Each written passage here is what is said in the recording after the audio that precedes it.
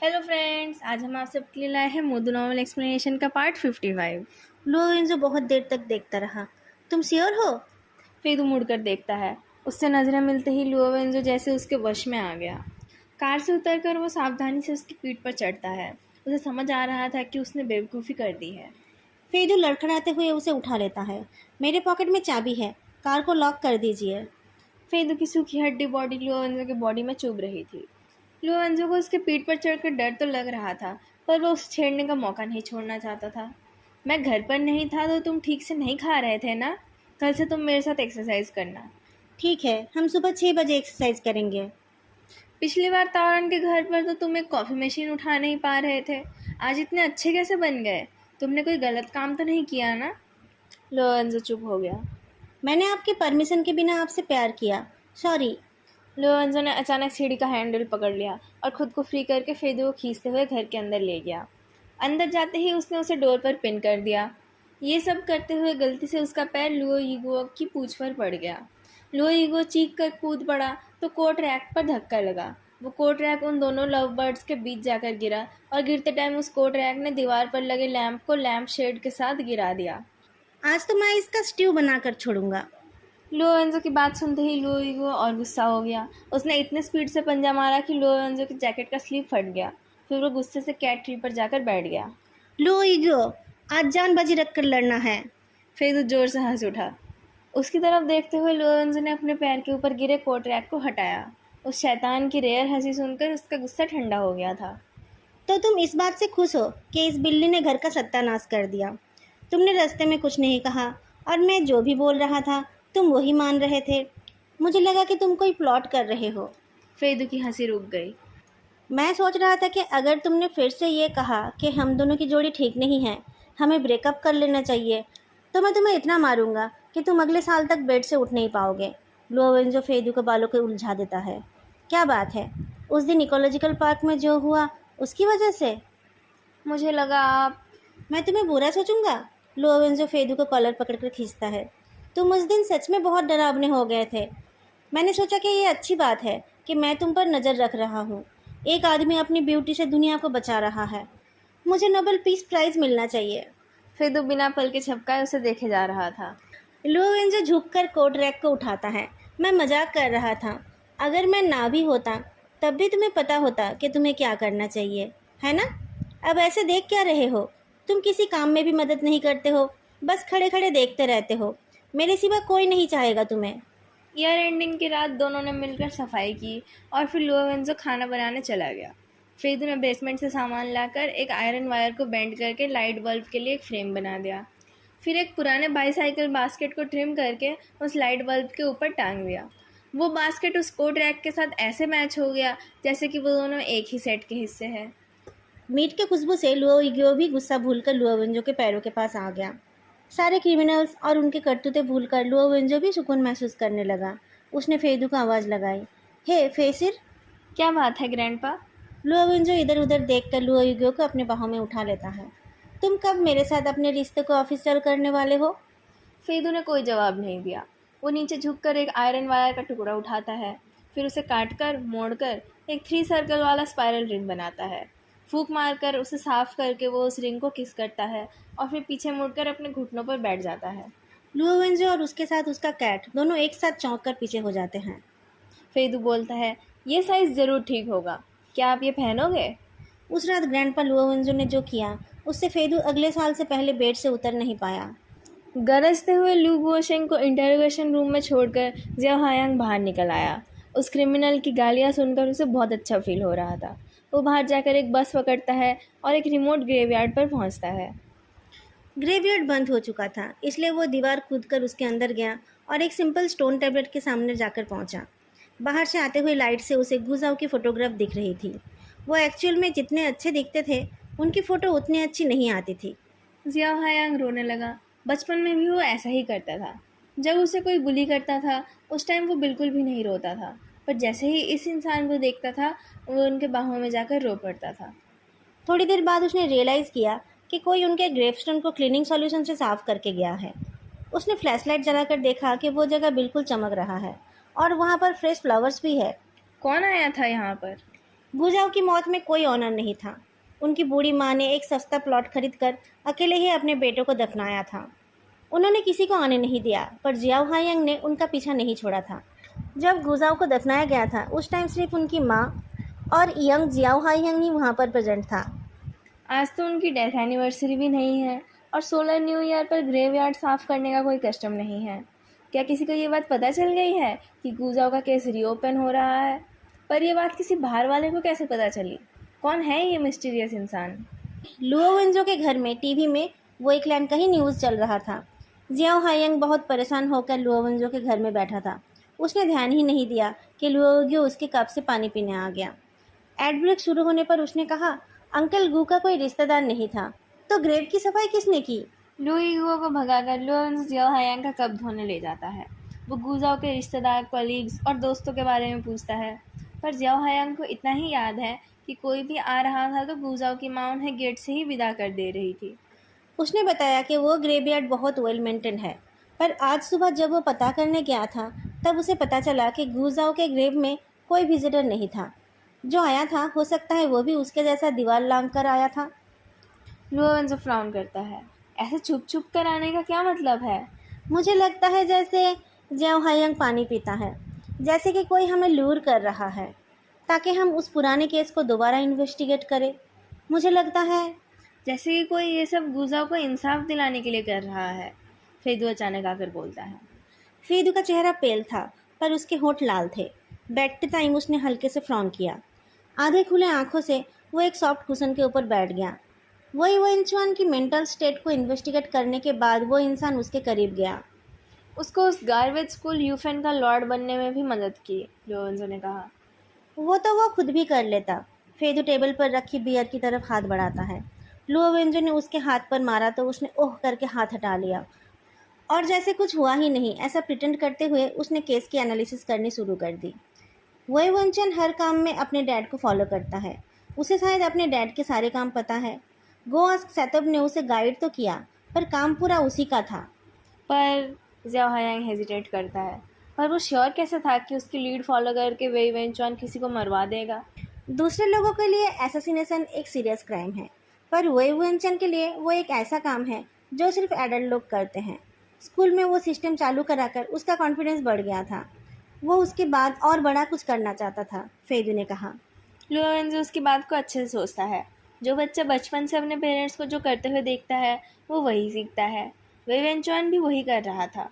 पर फेदू भी तो सेम उसी एनवायरनमेंट में बड़ा हुआ था, तो वो ऐसा क्यों नहीं बना? ये सिर्फ उसकी माँ के लिए तो नहीं हो सकता है ना? माँ शब्द को लोग एक वार्म और अफेक्शनेट इंसान से जोड़ते हैं, वो इंसान जो उन्हें पाल पोस कर बड़ा करती है। पर जितना फेदू ने बताया है, उसने उसकी माँ को कभी उस तरीके से पाया ही नहीं। उसकी माँ एक हिस्टेरिकल मैड वोमन थी जो गलतियाँ करने पर हर रोज़ सज़ा भुगतती थी। उनकी पोजीशन उस घर में एक हाउसकीपर से ज़्यादा नहीं थी। क्या उस औरत की मौत फे चेंगू के ब्रांडिंग से भी ज़्यादा ताकतवर थी? लुओवेंजो को वो दिन याद आता है जब फेदू ने बीहाइव के एम्प्लॉयज़ बस के बारे में बात की थी। वो शायद बहुत पहले से ही फे चेंगू पर नज़र रख रहा था। लुओवेंजो को अपनी तरफ देखते देख फेदू भी उसकी तरफ देखता है। अपनी सोच से बाहर आकर लुओवेंजो सीधा होकर बैठता है। फेदू बोलने लगता है, जब फेंगबिन और बाकी बच्चे भाग गए थे तब स्कूल सिस्टम और टीनेजर्स के मेंटल हेल्थ के बारे में बात शुरू हुई थी। फिर जैसे ही सब वो भूलने लगे तब फेंगबिन का मर्डर हो गया। उस टाइम स्कूल में होने वाली बुलिंग की बात छिड़ गई। ऐसा लगता है जैसे कि कोई उन सब चीज़ों को मैनिपुलेट कर रहा हो। और फिर इस केस में लू गोसंग का इन्वॉल्व होने की बात भी ऐसे ही नज़रअंदाज हो जाती अगर ये केस सिटी ब्यूरो के पास नहीं आता।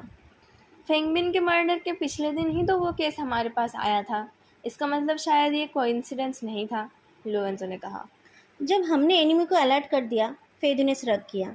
आपको भी लगा था कि हमें लू गोसंग जिंदा नहीं मिलेगा, पर तब तक हमें उस बेस के बारे में पता चल गया था और हमारे पास वो वीडियो रिकॉर्डिंग थी जिससे इन्वेस्टिगेशन करके हम उनको पकड़ पाते। पर किसी ने लॉन्गयॉन सेंटर के सीसीटीवी फुटेज को चेंज करके उनको डिले कराया, लुओवेंजो ने कहा। मुझे लगता है कि अगर हम ना भी कर पाते तब भी वो A13 लू गुओशेंग को बचा लेता। क्यों? जियाओ हायंग ने पूछा। क्योंकि लू गुओशेंग जिंदा रहता तभी तो वो बता पाता कि 14 साल पहले गुजाओ ने जो कहा था वो सच था। वो फिंगरप्रिंट्स भी उसी के थे, फेदू ने कहा। मैं सारे एरियल फुटेज चेक करवाता हूँ। A13 जरूर उस दिन आसपास ही था। लुओ वेंजो ने गर्दन हिलाई और फिर जियाओ हायंग से कहा, जाओ पता करो कि किसने वो केस मेरे पास भेजा था। सिटी ब्यूरो के फॉरेंसिक एक्सपर्ट ने गुजाओ को आइडेंटिफाई करने में गलती नहीं की होगी। जियाओ जियाओ, मैं नहीं मानता कि किसी की सोल किसी और की बॉडी में जा सकती है। ये A13 कौन है और उसका मकसद क्या है, ये हमें इन्वेस्टिगेट करना है। पर यह बात याद रखना कि वो भी मर्डर में इन्वॉल्व है। यस सर, जियाओ हायांग ने कहा। मैं ज़्यादा लोगों पर ट्रस्ट नहीं कर। लोवन जो बोलने ही लगा था कि अचानक एक मैसेज पाकर वो घर से निकल गया। यांग सर की बेटी यांग जिन ने एक ग्रुप मैसेज भेजा था जिसमें उसने लिखा था कि उसकी माँ का ऑपरेशन ठीक नहीं हुआ है, वो आईसीयू में है। उसने सबको उनके कंसर्न के लिए थैंक्स कहा है। वो सबको अलग से मैसेज नहीं कर पाती, इसलिए उसने एक साथ सबको ही मैसेज कर दिया। लुओवन जो एक यंग मास्टर की तरह है, पर वो बहुत कंसिडर्ड भी है। अपने सिपू के लिए उसका प्यार ताओरन से कम नहीं है। यांग जिन के एक टेक्स्ट मैसेज से वो अपनी जान हथेली पर लेकर पहुंच जाएगा, पर उसे पता है कि उसकी सीनियांग उसे पसंद नहीं करती है और वो ताओरन की तरह अपनी बेइज्जती कराने नहीं जा सकता। सिपू के मरने से बाद से सीनियांग के साथ उसका कोई कनेक्शन नहीं है। यांग जिन से और डॉक्टर से बात करके जब वो आईसीयू के सामने गया तब वहाँ पर डायरेक्टर लू थे। डायरेक्टर लू ने प्यार से यांग जिन से कहा कि उसे चिंता करने की ज़रूरत नहीं है, उसके अंकल्स और आंट्स हमेशा उसके साथ है। उन्होंने कहा कि उनकी वाइफ आकर यांग जिन की माँ का ध्यान रखेंगी, वो अपनी यूनिवर्सिटी वापस जा सकती है। उसके बाद वो लुओ वेंजो के कार में बैठकर यांग जिन को उसकी यूनिवर्सिटी तक छोड़ाए। उसके कार से उतरने के बाद उन्होंने कहा, वेंजो, कार चलाते रहो, मुझे तुमसे कुछ कहना है। बहुत देर तक चुप रहने के बाद डायरेक्टर लू ने कहा, तुम्हारे ऊपर काम का प्रेशर बहुत ज़्यादा है ना? कोई और होता तो मॉडेस्ट होकर कुछ बोलता, पर लुओ वेंजो ने कहा, अच्छा हुआ आपने नोटिस किया। क्या आप मेरे ईयर एंडिंग बोनस को बढ़ा देंगे? घर चलाना बहुत मुश्किल हो रहा है। मुझे अपने टैलेंट से ज़्यादा अपने लुक्स पर डिपेंड करना पड़ रहा है। डायरेक्टर लू अपनी कुछ देर पहले की सॉफ्ट फीलिंग्स को भूलकर बोलते हैं, तुम लोगों की सेवा कर रहे हो। उनका मन हो रहा था कि वो उस बेशरम लड़के को एक थप्पड़ लगा दे। पर लुओ वेंजो मेन टॉपिक पर वापस आ गया। क्या आप सीनियर गू के बारे में बात करना चाहते हैं? 2-3 बार गुजाओ का नाम रिपीट करके डायरेक्टर लू पुरानी बातें बताने लगे। जिस टाइम लू यूलंग ने काम करना शुरू किया था, उस टाइम सिटी ब्यूरो में ट्रांसफ़र होकर आना आसान नहीं था। ट्रांसफ़र होने के लिए टैलेंट और एक्सपीरियंस चाहिए थी और साथ में यंग भी होना पड़ता था, पर बहुत ज़्यादा यंग लोगों को भी नहीं लिया जाता था। ग्रेड्स और एक्सपीरियंस पर डिपेंड करके उस साल लू यूलियांग, गुजाओ, पैन उनटेंग और जेंग चुनज्यू, इन 4 लोगों को लिया गया था। यांग जेनफेंग उनसे कुछ महीने पहले सिटी ब्यूरो में ट्रांसफ़र हुए थे। पैन उनटेंग ने बाद में फ्रंटलाइन छोड़कर यान यूनिवर्सिटी में पढ़ाना शुरू कर दिया। गुजाओ लू यूलियांग के क्लासमेट थे। पैन उनटेंग शहर के बाहर से ट्रांसफ़र होकर आए थे। जेंग चिनज्यू उम्र में थोड़े से बड़े थे। वो लोग सीनियर्स के फरमाइश पर काम किया करते थे। उनको 4 ग्रेड मेड सर्वेंट्स बुलाया जाता था। यांग जेंगफेंग उन मेड सर्वेंट्स के स्टीवर्ड थे। ये 5 लोग एक साथ रहते थे और एक साथ काम सीख रहे थे। सिर्फ यांग जेंगफेंग ने जल्दी शादी कर ली थी, बाकी चारों बैचलर्स थे और कोई एक ड्यूटी में होता था तो बाकी लोग उसके लिए खाना भी ले आते थे। यांग जेंगफेंग को बहुत एक्सपीरियंस था। वो बोल्ड तो थे पर बहुत कॉशस भी थे। उनका प्रोफेशनल स्किल उन 5 में से सबसे ज़्यादा था। जेंग चुनज्यू की फैमिली के पास बहुत पैसे थे। बाहर खाते टाइम हमेशा वही पे किया करते थे। वो सबके बड़े भाई जैसे थे। पैन उनतेंग सबसे ज़्यादा बदतमीज़ और झगड़ालू टाइप के थे, पर लड़ाई के बाद कोई उस बात को याद नहीं रखता था। गुजाओ सबसे छोटे थे। उनको सब 5 नंबर बुलाते थे। वो ज़्यादा बातें नहीं करते थे और वो सबका ध्यान रखा करते थे। वो बहुत गरीब थे, फिर भी ज़रूरतमंदों की मदद किया करते थे। वो काम के मामले में भी बहुत सीरियस थे। जॉब करते करते उन्होंने पढ़ाई भी की। Amiable, diligent, considerate, nervous.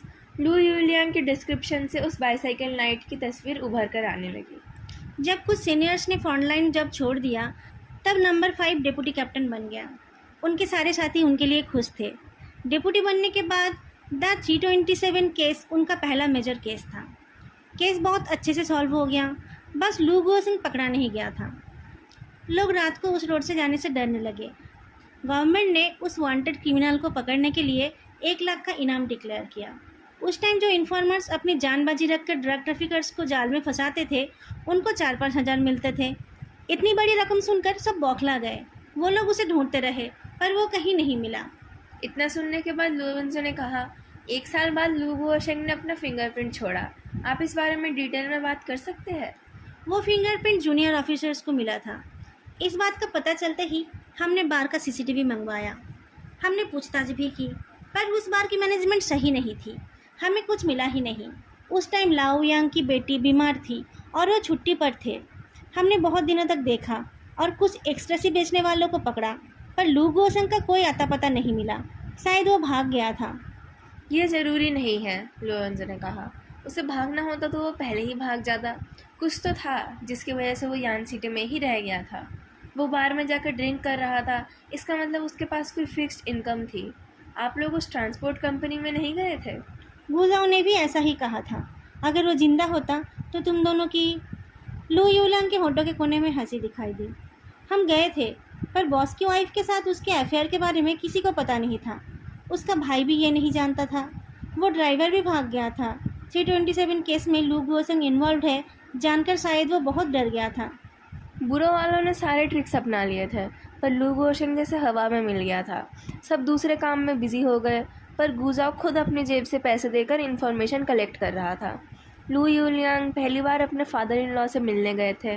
रात को घर वापस जाते टाइम अचानक खबर मिलने पर वो दौड़कर बुरो चले गए। बुरो में उस टाइम यांग सर ने ओल्ड सिंडर नाम के एक पुराने इन्फॉर्मर का कॉलर पकड़ रखा था। वो इन्फॉर्मर इतना पुराना था कि वो टीम का हिस्सा जैसा ही था। लोवेंजो सोचकर बोलता है, मैंने सुना कि एक विटनेस था जो उस लोवरे के आग से बच गया था और गुजाओ के ऊपर आरोप लगाया था। क्या वो ये ओल्ड सिंडर ही था? ओल्ड सिंडर ने बताया था कि गुजाओ ने इन्वेस्टिगेशन के नाम पर रिश्वत ली थी। उसने लू गोशेंग के फिंगरप्रिंट का मोल्ड बनवाया था और अपने आदमियों से वो फिंगरप्रिंट छोड़ने के लिए बोला था। फिर उसी से दुकानदारों को डरा के पैसे हड़पता था। कुछ एविडेंस था? फर्स्ट, ऑटोप्सी से पता चला कि मरने से पहले लूअर के मैनेजर के साथ उसकी मारपीट हुई थी। सेकंड, गुजाओ के ऑफिस लॉकर में एक वैसा फिंगरप्रिंट मोल्ड था। थर्ड, गुजाओ की आधी जली हुई नोटबुक, उसमें कुछ इन्फॉर्मर्स के कोड नेम और कुछ बिजनेसेस के नाम थे जिनके साथ गुजाओ उस टाइम मिला था। एक ने कुछ कहने से इनकार कर दिया, पर बाकी सब ने ही गुजाओ के खिलाफ गवाही दी थी। वो witness on record professional informers थे?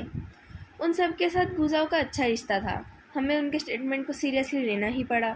जहाँ सबसे पहले लू गोशेंग का फिंगरप्रिंट मिला था, वहाँ ना तो लू गोशेंग की कोई वीडियो थी और ना ही किसी को वो याद था। पर एक बारटेंडर ने ओल्ड सिंडर को आइडेंटिफाई किया था। ओल्ड सिंडर ने बाद में कहा था कि उसी ने वहाँ पर लू गोशेंग का फिंगरप्रिंट छोड़ा था। जो वांटेड क्रिमिनल 1 साल से छुपा हुआ था वो अचानक बाहर आकर ड्रिंक कर रहा है, ये बात मानना मुश्किल है। और फिर गुजाओ का अकेले ही सारे इन्वेस्टिगेशन करते रहना भी डाउटफुल था। बाहर वालों को तो लगेगा ही कि गुजाओ ही गलत थे। ये सब सोचते हुए लोवेंजो पूछता है, तो वो सारे रिश्वत के पैसे कहाँ पर थे? वो मिले थे? उसके घर में उसके बेड के नीचे 5 मिलियन से भी ज़्यादा, लगभग जितना इन्फॉर्मर्स ने कहा था। उसकी माँ को कैंसर था जो उनको खुद को नहीं पता था, पर मेडिकल रिपोर्ट्स भी उन पैसों के साथ थे। उसकी फैमिली बैकग्राउंड अच्छी नहीं थी और कोई मेडिकल इंश्योरेंस भी नहीं था। वो पैसे भी उस ट्रीटमेंट के लिए काफ़ी नहीं थे। मोटिव, एविडेंस और विटनेस सब कुछ था। इस पूरे मामले को कवर अप कर दिया गया था और उसके नाम को भी फॉरवर्ड कर दिया गया था। 14 साल हो गए उस बात को। सारे केसेस तो सॉल्व नहीं होते हैं। वो केस बंद भी नहीं हुआ था, तो उस पर काम करना गलत तो नहीं था। तो फिर वो अकेले क्यों काम कर रहे थे? अंकल लू, यहाँ कोई नहीं है। अगर आप कुछ बोलोगे तो किसी और को पता नहीं चलेगा। डायरेक्टर लू ने धीरे से कहा, अगर गुजाओ के साथ इनजस्टिस हुआ है तो उसका एक ही रीज़न हो सकता है, हमारी टीम ही गंदी है। कोई बाहर वाला तो उनके लॉकर में कुछ रख नहीं पाएगा। उनको हमारे इन्फॉर्मर्स के बारे में भी कुछ पता नहीं चलेगा। गुजाओ को पता चल गया था कि हमारे टीम में कोई रैट है, इसलिए वो अकेले काम कर रहे थे। पर उनको रूल्स पता थे। लॉबरे में एविडेंस के लिए जाते टाइम उन्होंने किसी को तो बताया ही था, उसी ने उनको मार दिया। सारे पुराने लोग सस्पेक्ट है। अब ये काम तुम यंगस्टर्स को ही करना पड़ेगा। लोवेंजो डायरेक्टर लू को छोड़ने के लिए अपनी कार ऑफिस बिल्डिंग तक ले गया। उसके चले जाने के बाद डायरेक्टर लू एक गहरी सांस छोड़ते हुए पॉकेट में हाथ डालते हैं। उनके पॉकेट में एक छोटा सा लिसनिंग डिवाइस था जिसकी बैटरी ख़त्म हो गई थी। Blood washes away dishonour, the count of Monte Cristo. लैंगचियो एब्सेंट माइंडेडली वर्क जर्नल में डेट लिख रही थी। उसके एक कॉलीग ने स्प्रिंग फेस्टिवल के कैंसिल हो जाने की बात की तो वो बोलने लगी कि इन सब हॉलीडेज़ में तो बस पैसे ही खर्च होते हैं। उसी टाइम लोवेंजो और तावरन को देखकर उसने अपना मुंह बंद कर लिया। लोवेंजो बहुत कम टाइम पर ही इतना सीरियस दिखता है। उसने अपने हाथ के पेपर्स को लैंगचाओ के टेबल पर रखकर उसे इशारे से उनको डिस्ट्रीब्यूट करने के लिए कहा। और फिर बहुत फॉर्मली वेकलैंड के केस के बारे में और गुजाओ के केस के रीओपन होने के बारे में बात की। इतने पुराने केस को इन्वेस्टिगेट करना है, ये सुनकर कोई खुश नहीं था। मुझे पता है, लोरेंजो टेबल ठोक कर सब कुछ चुप कराता है। इतने पुराने केस के एविडेंस पाना आसान नहीं है, और ये काम करते करते इस बार का स्प्रिंग फेस्टिवल शायद हमें ड्यूटी रूम में बिताना पड़े। मैं तो सबसे ज़्यादा लेज़ी हूँ, इसलिए मुझे सबका दर्द समझ आता है। लूवरे जल गया और गुजाओ मर गए, पर हम सबको तो यहीं पर जीना है। ये कैसी जगह है जहाँ क्या सही है और क्या गलत पता नहीं है। इतना सब कुछ जानने के बाद भी क्या हम हॉलीडेज़ पर शांति से सो पाएंगे? तावरान रिपोर्ट। सब लोग चुपचाप अपनी सीट पर जाकर वो पेपर्स पढ़ने लगे। जब सबने पढ़ लिया तब तावरान ने लोवरे के बारे में डिटेल्स में बताया। उसने बताया कि उसके ज़्यादातर शेयर होल्डर्स एवरेज से थे। बस सिटोंग इन्वेस्टमेंट्स नाम की एक डमी कंपनी उसका डोमेस्टिक शेयर होल्डर था। उस कंपनी के जो लीगल रिप्रेजेंटेटिव थे वही वेकलैंड के कंसल्टेंट है जिनको उस दिन अरेस्ट किया गया था। पर वे ज़ैंगहंग ने अभी तक नहीं माना कि लोवरे का मालिक वही था। लोवरे के फायर में 26 लोगों की मौत हुई थी और भी बहुत लोग इंजर्ड हुए थे। ओल्ड सिंडर नाम का एक इन्फॉर्मर उस आग से बच गया था। उसी ने गुजाओ पर आरोप लगाया था। उस आदमी का असली नाम है यिन चाओ। अब उसकी उम्र 56 होगी। वो हान एथनिसिटी का है और वो यान सिटी में ही पैदा हुआ था। उसको छोड़कर और भी 6 विटनेस थे, 3 इन्फॉर्मर्स और 3 बिजनेस ओनर्स। उनमें से कुछ लोग मर गए हैं और कुछ लोग विदेश चले गए हैं। ओल्ड सिंडर का घर साउथ बेंड काउंटी के साउथ बेंड टाउन में था, पर उसने उस इंसिडेंट के बाद यान सिटी छोड़ दिया था। लुओवेंज ने कहा, मैंने गुजाओ के टाइम के ऑफिसर्स को पूरा बुलाया है। उनकी पूछताछ के लिए रेडी हो जाओ। तावरन, तुम पता करो कि उस टाउन में ओल्ड सिंडर का कोई रिलेटिव है या नहीं। अगर वो आदमी जिंदा है तो उसे ढूंढ निकालना पड़ेगा। साथ ही उन विटनेसेस को भी ढूंढने की कोशिश करो जो विदेश चले गए थे। जियाओ हायांग ने कहा, कैप्टन लुओ, मैं ओल्ड सिंडर को ढूंढने जाऊंगा। उसे देखकर लुओवेंजो को लगा कि जैसे ओल्ड सिंडर को मिलते ही वो उसे फाड़ देगा। लुओवेंजो ने उसे मना कर दिया और उसका कॉलर पकड़कर उसे खींच कर ले गया। मैंने तुम्हें पता करने के लिए कहा था ना कि किसने वो केस मेरे पास भेजा था। वो काम किया तुमने? हाँ, जिसने वो भेजा था वो नया है। उसके पास कोई जवाब नहीं था। उसका बैकग्राउंड चेक करके भी मुझे कुछ नहीं मिला। कैप्टन लुओ, मुझे जाने दीजिए। लुओवेंजो ने लो वॉइस में कहा, जाओ लैंग चाओ को साथ लेकर ब्यूरो के सीसीटीवी कैमरास के मेंटेनेंस रिकॉर्ड चेक करो। पता करो कि किस लीडर ने उनका रिपेयरिंग अप्रूव किया था। तावरान साउथ बेंड जाने के लिए रेडी हो रहा था कि कोई जानने वाला ऑफिस के अंदर आ गया। फेदू, तुम आज यहाँ पर क्या कर रहे हो? मेरे एकेडमिक एडवाइज़र इन्वेस्टिगेशन में कोऑपरेट करने आए हैं। फेदू तावरान को अच्छे से देखता है और फिर कॉफ़ी मशीन से एक वार्म ड्रिंक लाकर उसे देता है।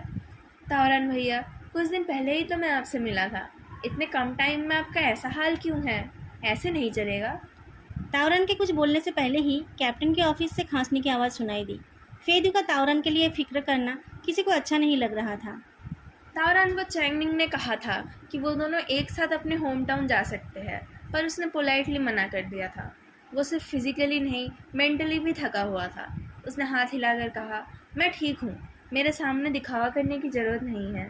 फेदू मुस्कुराकर कैप्टन के ऑफिस में चला गया। लुओवेंजो ऐसा दिखा रहा था जैसे कि वो बहुत बिजी है। उसने आंखें उठाकर भी नहीं देखा। फेदू ने लुओवेंजो का कप उठा लिया और हाथ से चेक किया कि कहाँ से उस कप का रिम गीला है।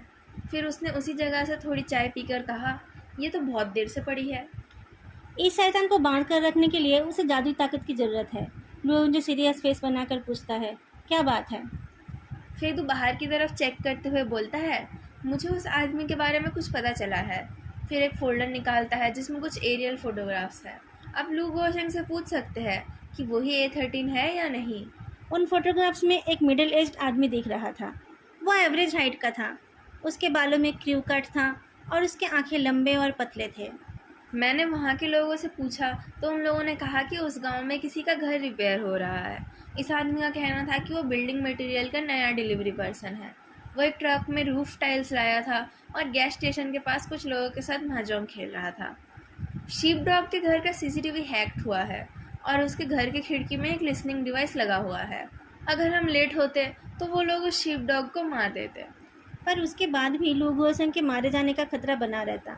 बाहर से ऑर्डर पाकर इकोलॉजिकल पार्क में रहने वाले कोई और क्रिमिनल उसे मार देता।